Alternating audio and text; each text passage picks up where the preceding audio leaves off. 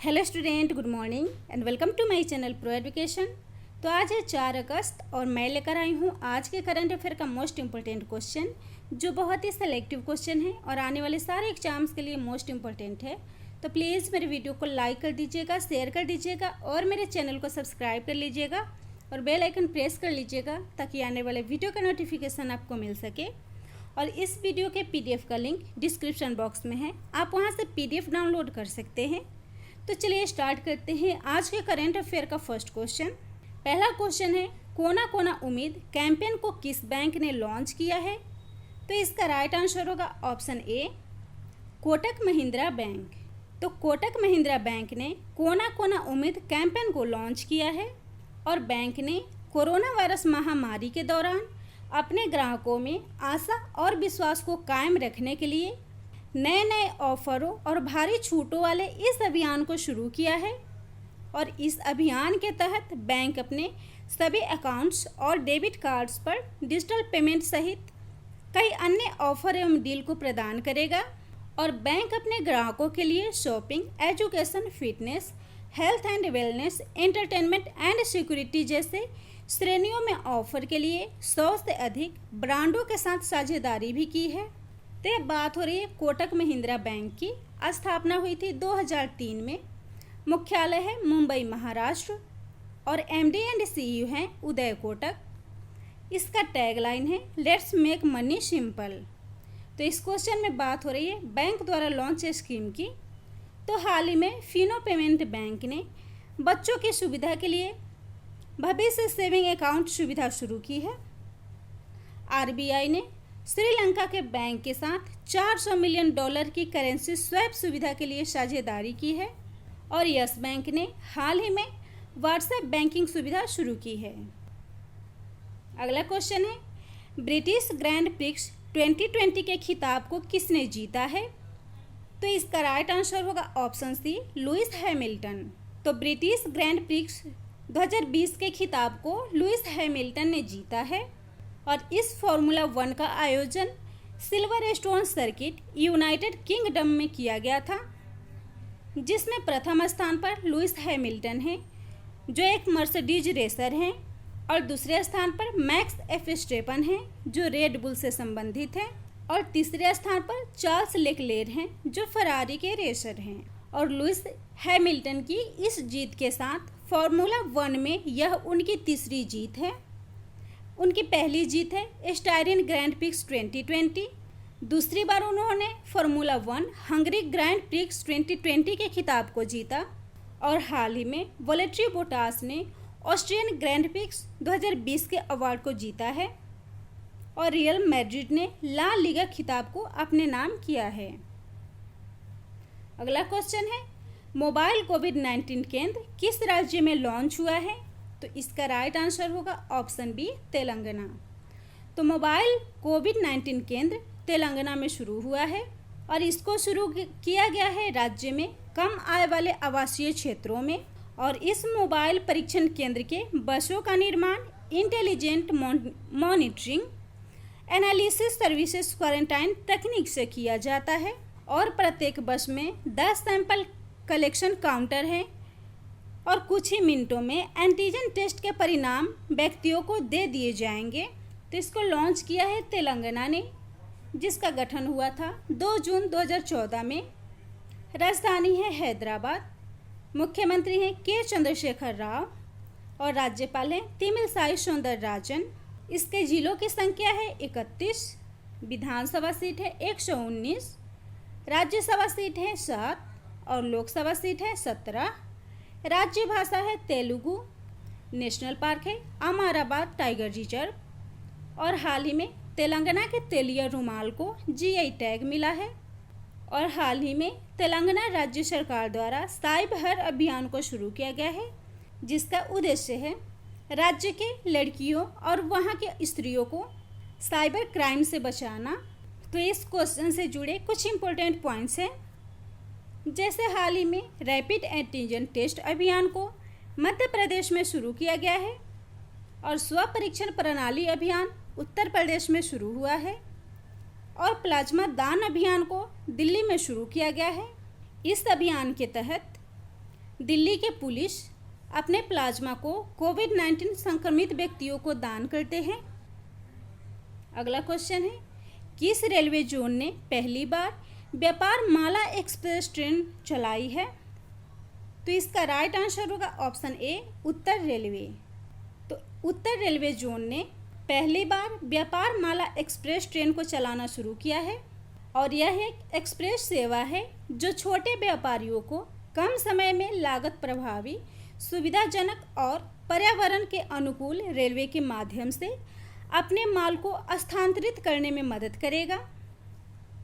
और रेलवे ने इस व्यापार माला एक्सप्रेस ट्रेन से अब तक 94 लाख से अधिक की कमाई कर चुकी है। तो उत्तर रेलवे जोन, जिसकी स्थापना 14 अप्रैल 1952 में हुई थी और इसका मुख्यालय न्यू दिल्ली में है। तो ये बात हो रही है भारतीय रेलवे की, जिसकी स्थापना हुई थी 16 अप्रैल 1853 में। मुख्यालय है नई दिल्ली और रेल मंत्री हैं पीयूष गोयल और रेलवे बोर्ड के अध्यक्ष हैं विनोद कुमार यादव और स्वतंत्र भारत के पहले रेल मंत्री थे जॉन मथाई। और भारत में पहली बार रेल 1853 में मुंबई से ठाणे के बीच चलाई गई थी। तो इस क्वेश्चन में बात हो रही है रेलवे की, तो इससे जुड़े करेंट अफेयर के कुछ इम्पोर्टेंट पॉइंट्स हैं। जैसे हाल ही में भारत में अब तक की सबसे लंबी ट्रेन, जिसकी लंबाई 2.8 किलोमीटर है, चलाई गई है और इस ट्रेन का नाम है शेषनाग ट्रेन, जो एक मालगाड़ी है। और भारतीय रेलवे ने सुरक्षित यात्रा के लिए पोस्ट कोविड कोच को लॉन्च किया है। और हाल ही में भारतीय रेलवे ने पहली बार बांग्लादेश को सूखी मिर्ची का परिवहन किया है। नेक्स्ट क्वेश्चन है, गोबर से सीएनजी उत्पादन के लिए अभिनव योजना को किस राज्य में शुरू किया गया है? तो इसका राइट आंसर होगा ऑप्शन डी, गुजरात। तो इस योजना को गुजरात में शुरू किया गया है और इसको शुरू किया है गुजरात आधारित और एशिया की सबसे बड़ी बनास डेयरी ने। और इस डेयरी द्वारा देश का पहला सीएनजी पंप शुरू किया गया है, जिसमें गोबर गैस का उत्पादन, उसका शुद्धिकरण और उसको सीएनजी में कन्वर्ट किया जाएगा। तो ये बात हो रही है गुजरात की। राजधानी है गांधीनगर, मुख्यमंत्री है विजय रूपाणी, राज्यपाल है आचार्य देवव्रत और राष्ट्रीय उद्यान है गिर राष्ट्रीय उद्यान, जिसे एशियाई शेरों का घर कहा जाता है।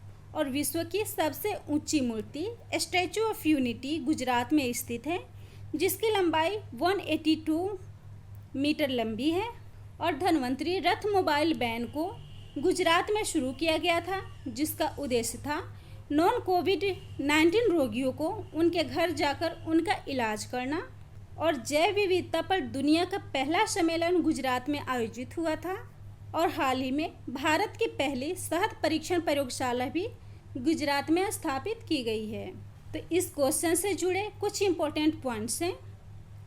जैसे हाल ही में छत्तीसगढ़ में गोधन न्याय योजना शुरू की गई है, जिसका उद्देश्य है गोबर से वर्मी कंपोस्ट खाद बनाना। और गोबर प्रबंधन में छत्तीसगढ़ का देश में पहला स्थान है। और वेस्ट टू एनर्जी पहल को उत्तराखंड में शुरू किया गया है, जिसका उद्देश्य है कचरे द्वारा बिजली का उत्पादन करना। अगला क्वेश्चन है, हाल ही में किसने विद्यार्थी विज्ञान मंथन 2020-21 का शुभारंभ किया है? तो इसका राइट आंसर होगा ऑप्शन बी, डॉक्टर हर्षवर्धन। तो हमारे स्वास्थ्य और परिवार कल्याण मंत्री डॉक्टर हर्षवर्धन ने विद्यार्थी विज्ञान मंथन का शुभारंभ किया है। और इस कार्यक्रम का उद्देश्य 6ठी से 11वीं कक्षा के स्कूली छात्रों के बीच विज्ञान के महत्व को बताना और उसे लोकप्रिय बनाना है। और इसे छात्र समुदायों के बीच वैज्ञानिक दृष्टिकोण के साथ ही उनके इंटेलिजेंस को पहचानने के लिए भी डिजाइन किया गया है। तो इसको लॉन्च किया है केंद्रीय स्वास्थ्य और परिवार कल्याण मंत्री डॉक्टर हर्षवर्धन ने। तो इस क्वेश्चन से जुड़े कुछ इम्पोर्टेंट पॉइंट्स हैं। जैसे हाल ही में MOE knowledge resource centre network को भी डॉक्टर हर्षवर्धन ने लॉन्च किया है। और मौसम एप्लीकेशन, जिसका उद्देश्य है मौसम की जानकारियाँ प्रदान करना, इसको भी हमारे स्वास्थ्य और परिवार कल्याण मंत्री डॉक्टर हर्षवर्धन जी ने लॉन्च किया है। और छात्रों की मानसिक और स्वास्थ्य कल्याण के लिए मनोदर्पण को रमेश पोखरियाल जी ने लॉन्च किया है? अगला क्वेश्चन है, एक मास्क अनेक जिंदगी जन जागरूकता अभियान का शुभारंभ किस राज्य में किया गया है? तो इसका राइट आंसर होगा ऑप्शन ए, मध्य प्रदेश। तो इस अभियान को मध्य प्रदेश राज्य सरकार द्वारा शुरू किया गया है और इस अभियान का उद्देश्य है कोविड-19 महामारी में संक्रमण से बचाव के लिए मास्क पहनने के प्रति लोगों को जागरूक करना। और इस अभियान के तहत एक मास्क बैंक की भी स्थापना की गई है, जहां लोग मास्क दान कर सकते हैं, जो बाद में गरीब लोगों को मुफ्त में दे दिए जाएंगे। और इस अभियान को शुरू किया गया है राज्य के शहरी विकास और आवास मंत्री भूपेंद्र सिंह के द्वारा। तो ये बात हो रही है मध्य प्रदेश की, राजधानी है भोपाल, मुख्यमंत्री है शिवराज सिंह चौहान और राज्यपाल है आनंदीबेन पटेल।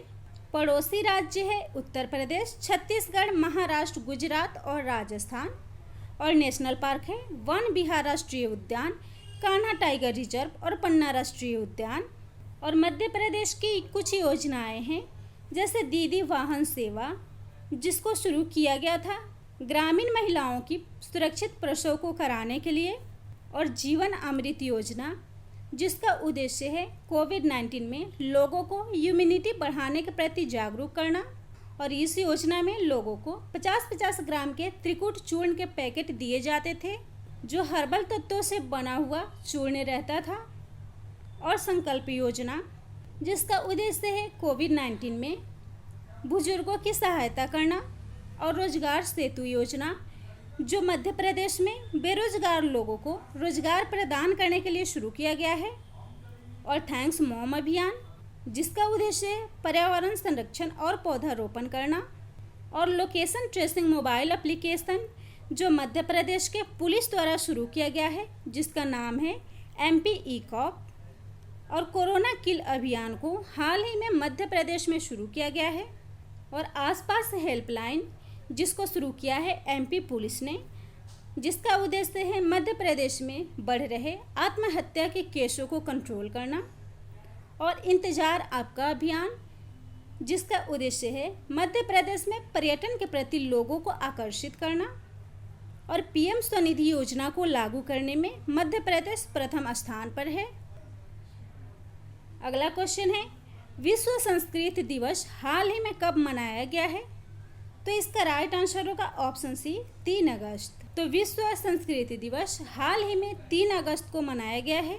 और यह दिवस प्रत्येक वर्ष रक्षाबंधन के दिन यानी कि श्रावण पूर्णिमा के दिन मनाया जाता है, जिसका उद्देश्य है भारत की प्राचीनतम भाषा संस्कृत का पुनरुद्धार करना और उसके रख रखाव को बढ़ाना।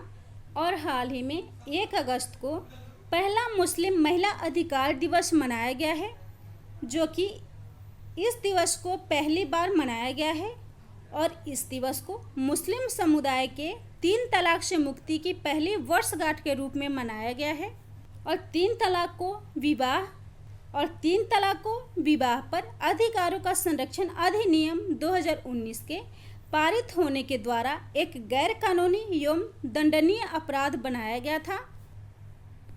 अगला क्वेश्चन है, हाल ही में किस राज्यसभा सांसद और पूर्व सपा नेता का निधन हो गया है? तो इसका राइट आंसर होगा ऑप्शन डी, अमर सिंह प्रसाद। तो अमर सिंह प्रसाद जी का हाल ही में निधन हो गया है और वे समाजवादी पार्टी के महासचिव थे, जिन्हें मुख्यमंत्री मुलायम सिंह यादव द्वारा पार्टी से निष्कासित करने के बाद पुनः अक्टूबर 2016 में उन्हें इस पार्टी का महासचिव बनाया गया था। और इनका निधन हाल ही में लंबी बीमारी के बाद हो गया है।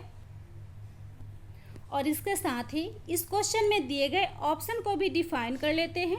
तो इस क्वेश्चन का पहला ऑप्शन है कमला रानी वरुण, जो उत्तर प्रदेश सरकार की कैबिनेट मिनिस्टर थी और जिनका निधन हाल ही में कोविड-19 से संक्रमित होने के बाद हो गया है।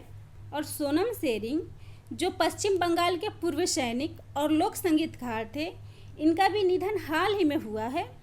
और लालजी टंडन, जो मध्य प्रदेश के वर्तमान राज्यपाल थे, इनका भी निधन हाल ही में हो गया है। अगला क्वेश्चन है, परमाणु ऊर्जा संयंत्र शुरू करने वाला पहला अरब देश कौन बना है? तो इसका राइट आंसर है ऑप्शन ए, संयुक्त अरब अमीरात। संयुक्त अरब अमीरात इस परमाणु प्लांट को शुरू करने वाला पहला अरब देश बन गया है और यह प्लांट अबू धाबी के अल धफरा क्षेत्र में स्थित है, जो 5.6 गीगावाट बिजली का उत्पादन करेगा। और इस प्लांट को शुरू करने वाला संयुक्त अरब अमीरात अरब देशों में पहला देश बन गया है। तो यह बात हो रही है संयुक्त अरब अमीरात की। राजधानी है अबू धाबी, राष्ट्रपति हैं शेख खलीफा बिन जायद अल नह्यान और करेंसी है दिरहम। तो इस क्वेश्चन में बात हो रही है संयुक्त अरब अमीरात की।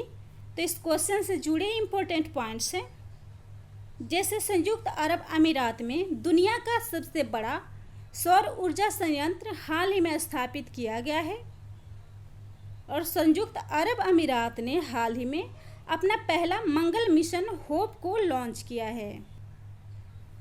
अगला क्वेश्चन है ईजिंग डूइंग बिजनेस फॉर आत्मनिर्भर भारत पर राष्ट्रीय डिजिटल सम्मेलन का उद्घाटन किसके द्वारा किया गया है?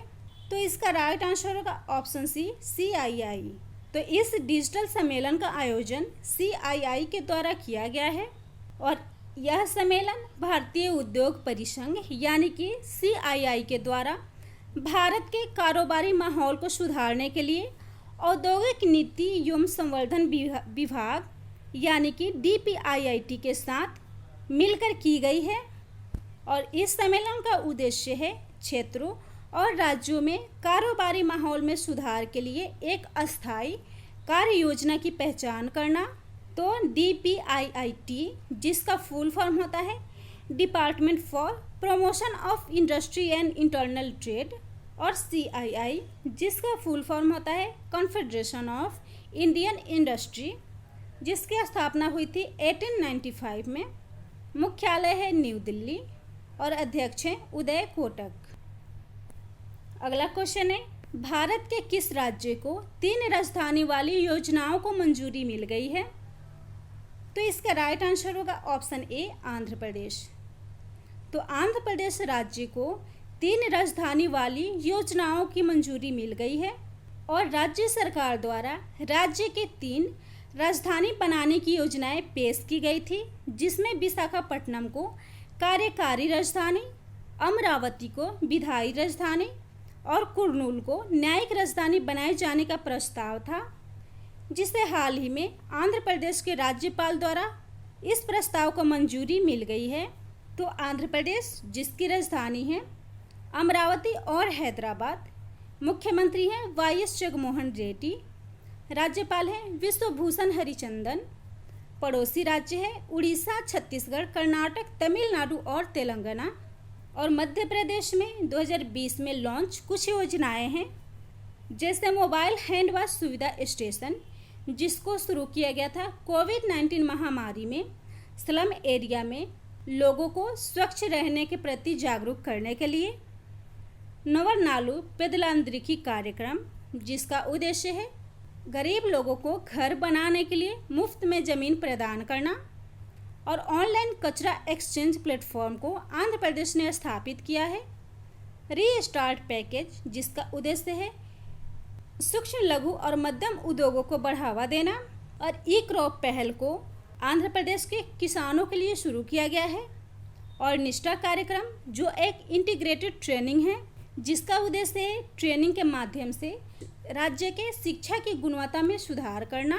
और आंध्र प्रदेश के श्रीहरिकोटा में सतीश धवन स्पेस सेंटर स्थित है। और नागार्जुन सागर बांध, जो कृष्णा नदी पर बना हुआ है, आंध्र प्रदेश में स्थित है। नेशनल पार्क है श्री वेंकटेश्वर नेशनल पार्क, ब्रह्मानंद रेड्डी राष्ट्रीय उद्यान और मृगवानी राष्ट्रीय उद्यान। अगला क्वेश्चन है भारतीय वायुसेना के पश्चिमी वायु कमान के प्रमुख कौन बने हैं? तो इसका राइट आंसर होगा ऑप्शन डी, BR चौधरी। तो VR चौधरी हाल ही में भारतीय वायुसेना के पश्चिमी कमान के नए प्रमुख नियुक्त हुए हैं। और एयर मार्शल VR चौधरी 1982 में IAF के यानी भारतीय वायुसेना के फाइटर स्ट्रीम में फाइटर पायलट के रूप में नियुक्त थे। और उनकी नियुक्ति कमांडर इन चीफ के लिए एयर मार्शल बी सुरेश की जगह पर होगी। तो बात हो रही है भारतीय वायुसेना की। वायुसेना अध्यक्ष है air chief marshal Rakesh Kumar Singh Bhadauria. मुख्यालय है नई दिल्ली। और वायुसेना दिवस प्रत्येक वर्ष 8 अक्टूबर को मनाया जाता है। तो इस क्वेश्चन से जुड़े कुछ इम्पोर्टेंट पॉइंट्स हैं, जैसे हाल ही में भारतीय नौसेना एकेडमी के कमांडेंट MA हम्पी होली नियुक्त हुए हैं। और भारतीय वायुसेना के कमांडरों का सम्मेलन हाल ही में न्यू दिल्ली में संपन्न हुआ है। एयरबोर्न रेस्क्यू पॉड, जिसका नाम अर्पित है, उसको वायुसेना ने शुरू किया है, जिसका उद्देश्य है पहाड़ी क्षेत्रों और दूर दराज क्षेत्रों में महामारी के दौरान लोगों को वहां से निकालना और उनकी सुरक्षा करना।